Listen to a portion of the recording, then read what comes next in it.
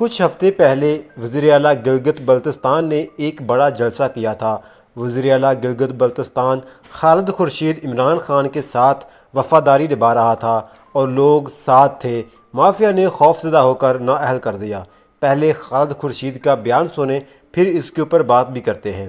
جو میرا سب سے پہلا جو تھا، ہمارے پارلیمانی کمیٹی پوری بیٹھی تو میں نے کہا شکر الحمدللہ۔ کیوں کہ یہ میں اپنی ذاتی حیثیت میں بتا رہا ہوں کہ میری اتنی حیثیت یا اوقات نہیں تھی۔ اللہ نے یہ جو 2.5 سال مجھ سے چھوٹے نہیں ہیں، اللہ نے مجھے 2.5 سال دیے تھے، میں اس کے اوپر شکر گزار ہوں۔ اور کرسی کی کوئی لالچ نہیں ہے۔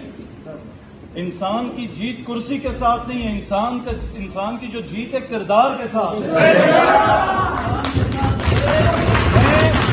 ناظرین، آج عدالت میں پیشی کے موقع پر صحافی نے عمران خان سے پوچھا کہ وزیر اعلیٰ گلگت بلتستان کو نااہل کر دیا گیا ہے، تو آپ اس پر کیا کہیں گے؟ عمران خان نے جواب دیتے ہوئے کہا کہ سمجھ جاؤ اس کے پیچھے کون ہے۔ عمران خان نے مزید کہا کہ میرے وزرائے میں سب سے بہترین خالد خورشید تھا۔